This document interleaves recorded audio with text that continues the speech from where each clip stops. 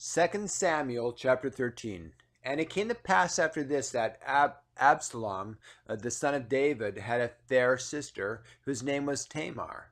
And, and Ammon, the son of David, loved her. And Ammon was so vexed that he fell sick for his sister Tamar. And she was a virgin, and Ammon thought it hard for him to do anything to her. But Ammon had a friend whose name was Jonadab, the son of Shimeah, David's brother.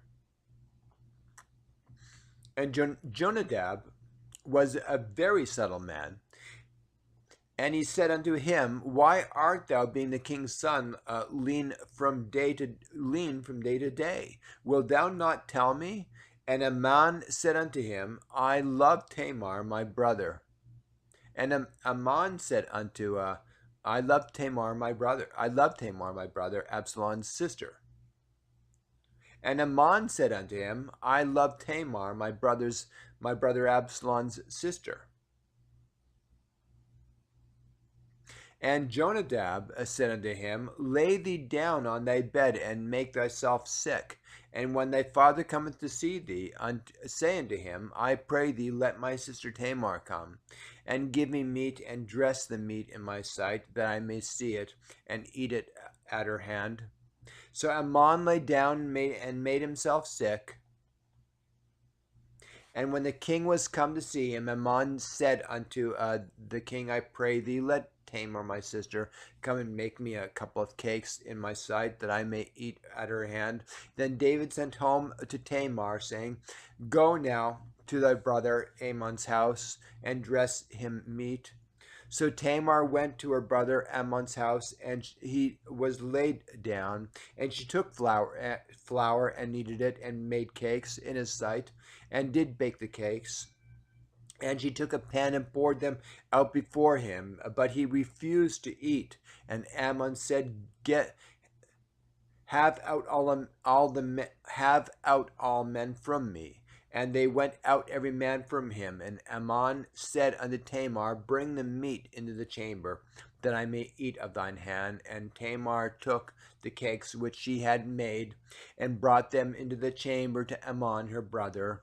And when she had brought them unto him to eat, he took hold of her, and said unto her, Come lie with me, my sister.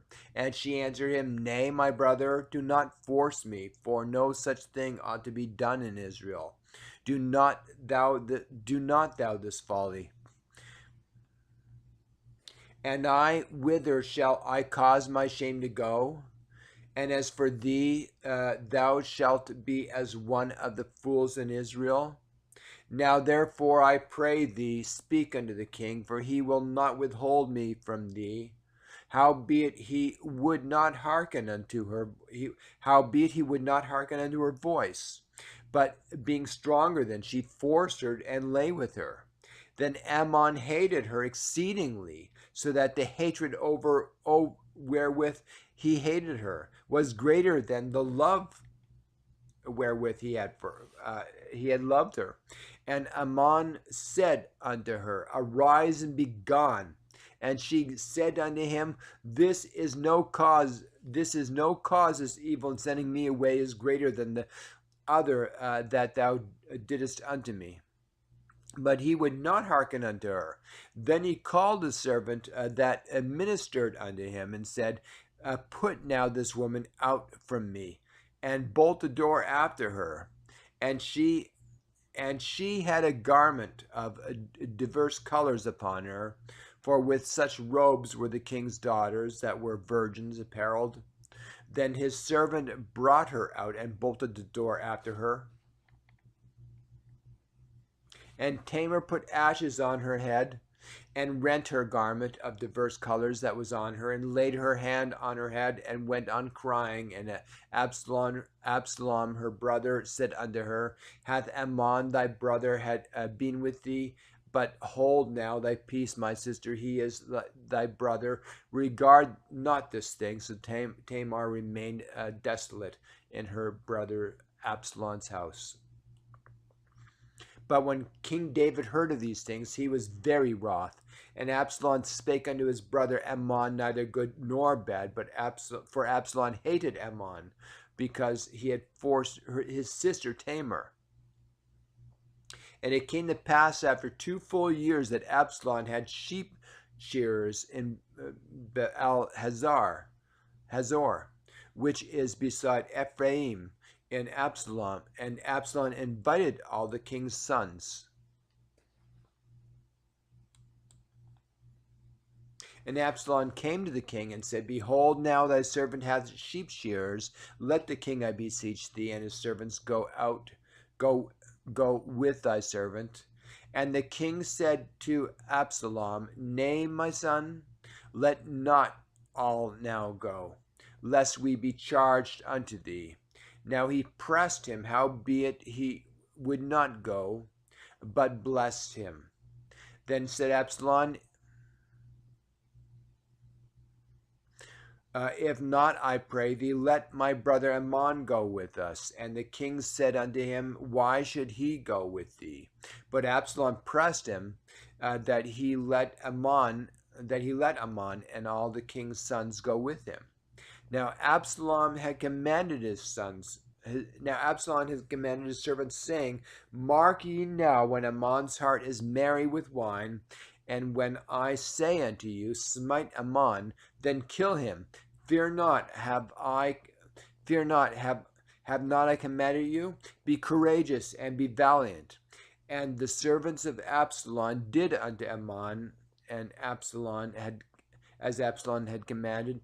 Then all the king's sons arose, and every man gat him up upon his mule and fled.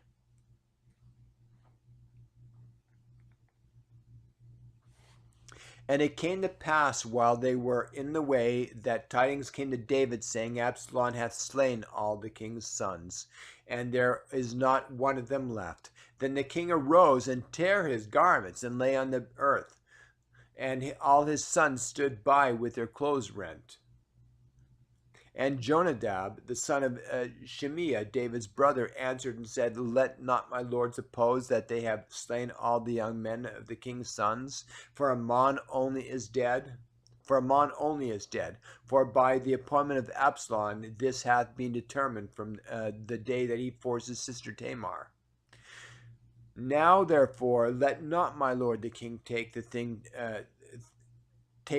to his heart, to think that all the king's sons are dead, for Ammon only is dead. But Absalom fled, and the young man that kept the watch lifted up his eyes, and looked, and behold, there came much people by the way of the hillside behind him. And Jonadab said unto the king, Behold, the king's sons come, as thy servant said, so it is. And it came to pass, as soon as he had made an end of speaking, that behold, the king's sons came and lifted up their voice and wept, and the king also and all his servants wept very sore. And Absalom fled and went to Talmai, the son of Ammihud, king of Geshur, and David mourned for his son every day. So Absalom fled and went to Geshur, and was there 3 years. And the soul of King David longed to go forth unto Absalom, for he was comforted concerning Ammon, seeing that he was dead.